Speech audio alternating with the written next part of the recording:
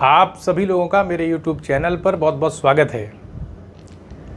Transcendental argument for the existence of God, इस विषय के अंतर्गत बहुत ही महत्वपूर्ण विचार आपके सामने प्रस्तुत किया जाएगा। उसे रखने की कोशिश है ताकि ये जाना जा सके कि प्रसिद्ध दार्शनिक कांट जो हैं वो क्या बताने का प्रयास करते हैं कि ये संसार क्या है जो हम अपनी आँखों से देख रहे हैं। क्या ये हमारे मन के माध्यम से संरचित है, बनाया गया है? अगर मन के माध्यम से बनाया गया है तो क्या मन खुद बना देता है या रॉ मटेरियल के लिए, संवेदनाओं के लिए वो पर निर्भर होता है? तो ये सारी बात एक व्यवस्था, एक ऑर्डर के तहत यहाँ पर, यानी एक सार रूप कह सकते हैं, कांट ने जो बातें कही हैं वो जो महत्वपूर्ण पक्ष है उसी को यहाँ पर हल्का सा लिख दिया गया है ताकि उसकी आपके सामने व्याख्या प्रस्तुत की जा सके। तो सबसे पहली बात है, कांट अपनी पुस्तक क्रिटिक ऑफ प्योर रीज़न में, जो कि 1781 में प्रकाशित हुई थी, इसके अंतर्गत वो बताने का प्रयास करते हैं कि ये जो हम टाइम एंड स्पेस की बात करते हैं, समय और स्थान की बात करते हैं, तो ये टाइम और स्पेस, यानी हम स्पेस का मतलब है कि हम बाहर चीज़ों को देखते हैं, हमको स्थान बाहर दिखाई पड़ता है क्योंकि सारी चीज़ें तो बाहर ही तो हैं। तो ऐसे में कांट बताते हैं कि जो टाइम और स्पेस है, समय और स्थान है, वो मन की अपनी एक कह सकते हैं संरचना है। मन के अंदर वो रहता है, अतीन्द्रिय होता है, इसको देखा नहीं जा सकता। ये मन की अपनी एक व्यवस्था है, कह सकते हैं, बाहर नहीं है टाइम एंड स्पेस। तो बता रहे हैं कि ये मन की आंतरिक संरचना है जिससे अनुभव संभव होता है। यानी जो हम स्थान बाहर देख रहे हैं वो मन की संरचना है, स्ट्रक्चर है, बनाया है मन ने। यानी हम देश और काल के चश्मे से बाहर देखते हैं और जो न्यूमेनन आते हैं तो वो देश और काल के माध्यम से, क्योंकि अतीन्द्रिय होते हैं, न्यूमेनॉन जो होते हैं वो समय और स्थान से परे होते हैं उनकी सत्ता। ये न्यूमेनॉन क्या है? ये रॉ मटेरियल के तौर पर हैं जिसके माध्यम से मन के द्वारा इस पूरे जगत को बनाया जाता है। तो बता रहे हैं कांट की जो समय और स्थान है, टाइम एंड स्पेस है, वो मन की आंतरिक संरचना है जिससे अनुभव संभव होता है। हम जो भी एक्सपीरियंस करते हैं वो संभव हो पाता है। इसका मतलब क्या है? मतलब ये है कि मन बाह्य जगत को संरचित कर देता है, उसकी एक स्ट्रक्चर, एक ढांचा, एक निर्मित करता है, जैसे बुद्धि प्रकृति का निर्माण करती है। ये बात कांट के दर्शन में है। तो बताने का प्रयास करते हैं कि जो हम अनुभव करते हैं वो मन के माध्यम से निर्मित है और समय और स्थान मन की आंतरिक संरचना है। तो अब ये प्रश्न उठेगा कि क्या जो संसार हम देख रहे हैं वो मन की अपनी कल्पना है, मन के माध्यम से ही निर्मित है? तो ऐसा नहीं है, बल्कि न्यूमेनॉन रॉ मटेरियल के तौर पर, जो कि समय और स्थान से भी परे होते हैं और उनको हम नहीं जान सकते उनका वास्तविक स्वरूप क्या है, वही न्यूमेनॉन जो हैं उन्हीं को मन जगत के तौर पर उसकी संरचना जो है वो निर्मित कर देता है। तो मन बनाने का माध्यम है, जगत को बनाएगा, उसकी संरचना, लेकिन उसके लिए उसको संवेदन चाहिए, रॉ मटेरियल की आवश्यकता पड़ेगी। यानी मिट्टी के बिना तो घड़ा नहीं बना सकते, मन तो घड़ा बना दे रहा है। घड़ा बना दे रहा है कहने का अर्थ ये है कि तरह तरह की चीज़ें हमें संसार में जो हम देख रहे हैं वो मन उसको बना दे रहा है, उसके डिज़ाइन क्रिएट कर दे रहा है, संरचित है। लेकिन रॉ मटेरियल भी तो चाहिए, कहाँ से आएगा और उसका क्या स्वरूप है? तो कांट बताने का प्रयास करते हैं कि उसको हम नहीं जान सकते। वो न्यूमेनन जो होते हैं उनको जाना नहीं जा सकता, वो अतीन्द्रिय होते हैं, यानी समय और स्थान से भी परे होते हैं उनकी सत्ता, लेकिन उनकी सत्ता होती हम जान नहीं सकते और उन्हीं के वजह से मन जो है वो इस संसार को प्रकट करता है हमारे सामने। तो बता रहे समय स्थान अनुभव के लिए अनिवार्य हैं। ये जो समय स्थान है क्या है? अनुभव के लिए अनिवार्य हैं। बाहरी दुनिया में ये समय स्थान स्वतंत्र रूप से नहीं रहते हैं। यानी स्थान जो हम बाहर देखते हैं, हमको जगह दिखाई पड़ती है, एक पेड़ यहाँ पे, दूसरा पेड़ वहाँ पर है, उसके बीच में दूरी है, ये सब हम देख रहे हैं। तो बता रहे हैं कि नहीं, ऐसा नहीं बता रहे हैं कि ये समय स्थान अनुभव के लिए अनिवार्य है, बाहरी दुनिया में स्वतंत्र रूप से नहीं है, बाहर कुछ नहीं है। तो ये हमने देख लिया कि टाइम और स्पेस के बारे में कांट की क्या विचारधारा है। जो इंद्रियां हैं, सेंसेस हैं, उसके बारे में बता रहे हैं कि मानी बात है कि इंद्रियां ग्रहण करेंगी संवेदनों को, न्यूमेनॉन जो आते हैं उनको ग्रहण करेगी, वो इंद्रिय ही ग्रहण करेगी, और फिर मन उन्हीं न्यूमेनॉन को रॉ मटेरियल के तौर पर मन तरह तरह के विषयों को संरचित कर देता है, बना देता है, जिसको हम बाहर देखते हैं। मन समय और स्थान के ढांचे में ढाल देता है। जो न्यूमेनॉन आते हैं इंद्रियां उनको ग्रहण कर लेती हैं, और मन समय और स्थान के ढांचे में, जो क्योंकि मन जो भी बनाएगा वो समय स्थान के ढांचे में ही बनाएगा, और फिर हम चीज़ों को बाहर देखते हैं, हम बाहर देखने लगते हैं, जबकि समय स्थान मन की अपनी आंतरिक संरचना है, बाहर नहीं है। समय स्थान के बारे में कांट बता रहे हैं कि ये सर्वव्यापी अनिवार्य हैं, और इसी वजह से विज्ञान भी संभव हो पाता है। विज्ञान के अंदर सार्वभौमिकता का जो गुण है, नियम विज्ञान के एक जैसे रहते हैं, वो इसीलिए क्योंकि समय स्थान सर्वव्यापी है, हर जगह, हर मनुष्य के मन के अंदर समय और स्थान, मानी बात है कि जब मन की संरचना है वो आंतरिक, तो हर मनुष्य के मन में ये होंगे, तो इसीलिए सर्वव्यापी और अनिवार्य है। अनुभव को संभव बनाने वाली पूर्व शर्तें हैं, जो भी हम एक्सपीरियंस करते हैं उनके पीछे ये समय और स्थान रहते हैं। फिर कांट बता रहे हैं कि हम बाहरी दुनिया को जैसी वह स्वयं में है, थिंग इन इटसेल्फ, न्यूमेनॉन जो है वो को नहीं जान सकते, क्योंकि न्यूमेनॉन को ही, जो कि कच्चे पदार्थ के तौर पर, रॉ मटेरियल के तौर पर हम ले सकते हैं, मन के द्वारा संरचित कर दिया जाता है, एक ऑर्डर क्रिएट कर दिया जाता है।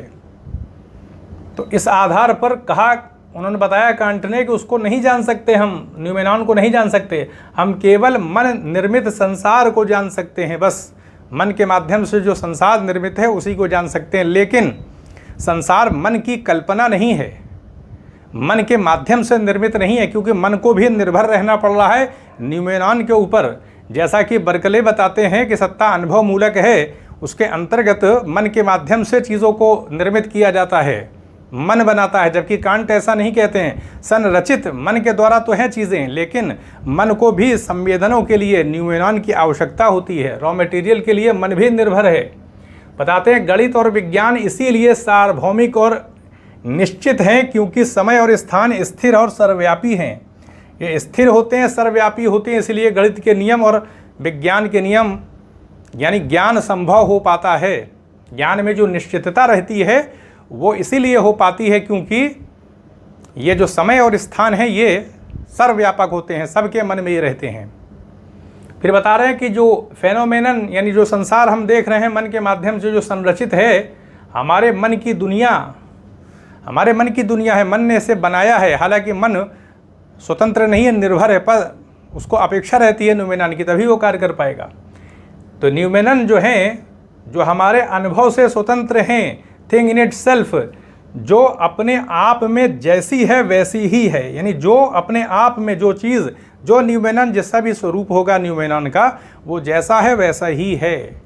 बस ये है कि मन उसको रिसीव करता है, न्यूमेनॉन के प्रभाव में आता है वो, और फिर फेनोमेनन को बना देता है, संसार को बना देता है। तो हम ये नहीं बता सकते कि ये जो संसार हम देख रहे हैं उसकी वास्तविकता और न्यूमेनॉन की जो वास्तविकता है, इन दोनों में क्या अंतर होगा, हम इसको आइडेंटिफाई नहीं कर सकते। हम नहीं बता सकते कि जो फेनोमेनन, यानी जो हम संसार देख रहे हैं, वो संसार जो मन के द्वारा संरचित है, उसके मूल में जो वास्तविकता है न्यूमेनॉन की, उसका स्वरूप क्या है, क्या इन दोनों स्वरूपों में अंतर है, फेनोमेनन और न्यूमेनॉन में, ये हम नहीं बता सकते। लेकिन ये बताया है कांट ने कि ये फेनोमेनन के लिए बाह्य जगत जो हम देख रहे हैं, जो कि बाहर हमें दिखाई पड़ती है चीज़ें, वो मन के द्वारा संरचित हैं, तो वो उनके पीछे शक्ति है न्यूमेनन की, न्यूमेनॉन की। हम इसे प्रत्यक्ष रूप से नहीं जान सकते, ये न्यूमेनॉन को नहीं देखा जा सकता। न्यूमेनन का अस्तित्व तो तार्किक आवश्यकता है, बता रहे हैं कि ये तार्किक आवश्यकता है मानना, क्योंकि हमारे अनुभव को कुछ ना कुछ आधार चाहिए। हमारे लिए ये जो न्यूमेनॉन होता है वो अज्ञेय होता है। अगर आधार नहीं होगा तो फिर कैसे किसी चीज़ को बनाया जाएगा, मिट्टी नहीं होगी तो घड़ा कैसे बनेगा। तो इसलिए बताते हैं कि कुछ ना कुछ आधार चाहिए हमारे अनुभवों के लिए, कि अनुभव निर्मित करे मन, इसके लिए उसको कच्चा पदार्थ चाहिए जो कि न्यूमेनॉन है। संसार मन द्वारा संरचित है। मन रॉ डाटा को जो बाहरी वास्तविकता से आता है समय और स्थान के माध्यम से व्यवस्थित कर देता है। यानी जो न्यूमेनॉन है ये मन की कल्पना नहीं है, बल्कि आते हैं बस, ये कहाँ से आते हैं, कैसे मन के माध्यम मन से एक संपर्क स्थापित हो जाता है न्यूमेनॉन का, ये नहीं जाना जा सकता। लेकिन मन अपने आप से किसी चीज़ को निर्मित नहीं कर सकता जब तक कि न्यूमेनॉन नहीं होंगे। वो तभी कोई कार्य करके हमारे लिए संसार को प्रकट करेगा।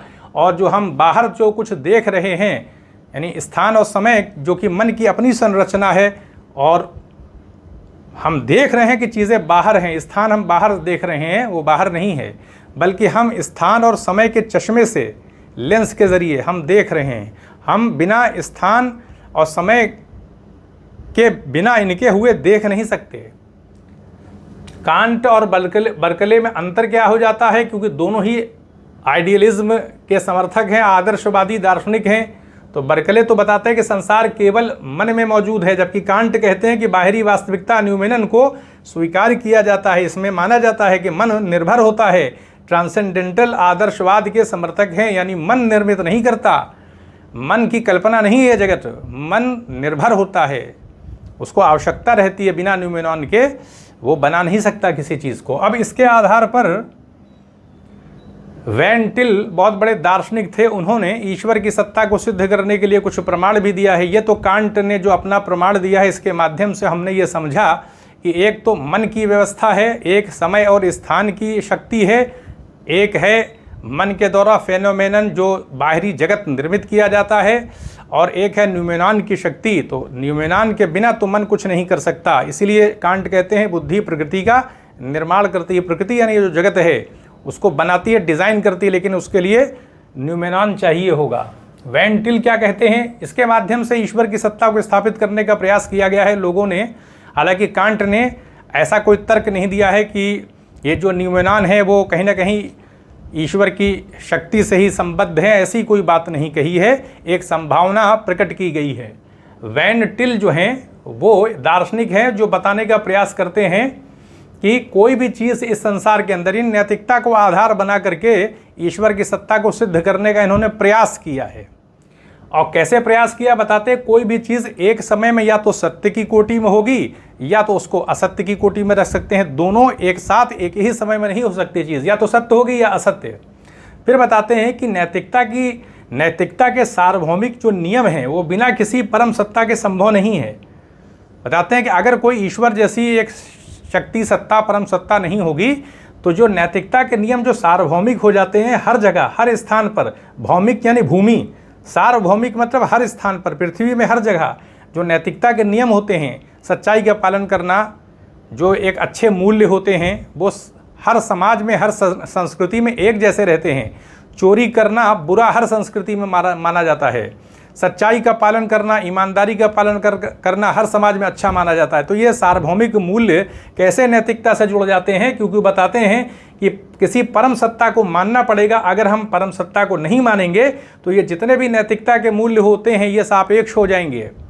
सापेक्ष का मतलब ये है कि फिर ऐसा हो सकता है कि किसी समाज में चोरी करना सही माना जाए, यानी व्यक्ति की अपनी कल्पना, व्यक्ति के द्वारा अपने जो नियम होते हैं वो लोग नैतिक नियम को निर्मित करते हैं वैसे हो जाएंगे, और फिर उसमें कहीं ना कहीं अच्छाई बुराई दोनों का समावेश नैतिकता में हो जाएगा। नैतिकता इसीलिए संभव हो पाती है क्योंकि उसका संबंध किसी परम सत्ता से रहता है, और वही परम सत्ता नैतिकता को सार्वभौमिक तौर पर संभव बनाने का काम करती है। फिर ये बताने का प्रयास करते हैं कि विश्व जो है वो तार्किक रूप से सुसंगत नहीं होता तो हम तर्क नहीं कर पाते। बताते हैं कि जो भी हम तर्क करते हैं वो इसलिए करते हैं कि तार्किक रूप से ही पूरा विश्व जो है वो एक तरह से ढांचे में बना हुआ है, यानी हर चीज़ एक ऑर्डर में है, उसी ऑर्डर के वजह से हम तर्क कर पाते हैं। अगर डिसऑर्डर होगा, अव्यवस्था होगी तो हम तर्क नहीं कर सकते। और उस ब्रह्मांड के अंदर सारे वैज्ञानिक नियम हो, गुरुत्वाकर्षण का नियम है, गुरुत्वाकर्षण स्थिरांक है, बहुत सारे और भी स्थिरांक हैं। अगर देखा जाए तो पूरे ब्रह्मांड के अंदर बहुत सारे जो वैज्ञानिक स्थिरांक हैं, नियम हैं, उनको देखने से तो यही पता लगता है कि सारी चीज़ें कहीं ना कहीं ऑर्डर के अंदर हैं, व्यवस्था के अंतर्गत सब कुछ चल रहा है। तो यही बताया जाए कि तर्क में भी ये ऐसा ही है। ये जो हम तर्क करते हैं वो जो हम इसीलिए तर्क कर पाते हैं कि पूरा विश्व ही तार्किक रूप से सुसंगत है, इन्हें एक ऑर्डर के अंतर्गत वो क्रिएट किया गया जिसके वजह से हम तर्क कर पाते हैं। और इसके आधार पर वैन टिल बताते हैं कि हम नैतिकता के आधार पर ईश्वर की सत्ता को सिद्ध कर सकते हैं। अनुमान लगाया जा सकता है कि बिना किसी उस परम सत्ता के ये सारी चीज़ें संभव नहीं है। इस प्रकार का तर्क वैन टिल और उनके समर्थक देने का प्रयास करते हैं, और बहुत सारे तर्क हैं, लेकिन यहाँ पर संक्षेप में जो मुख्य बातें हैं उसी को रखने का आपके सामने प्रयास किया गया। तो ये हमने देखा कि जो एक तरह से ट्रांसेंडेंटल आर्गूमेंट दिया जाता है गॉड की सत्ता को सिद्ध करने के लिए, उसमें कांट का भी बहुत बड़ा योगदान है और बाद के दार्शनिक वैन टिल वगैरह का भी योगदान है, जो नैतिकता आदि को आधार बनाकर ईश्वर की सत्ता को सिद्ध करते हैं। तो यहीं पर अनुमति दें, चैनल को सब्सक्राइब भी करें, शेयर भी करें। आप सभी लोगों का बहुत बहुत धन्यवाद।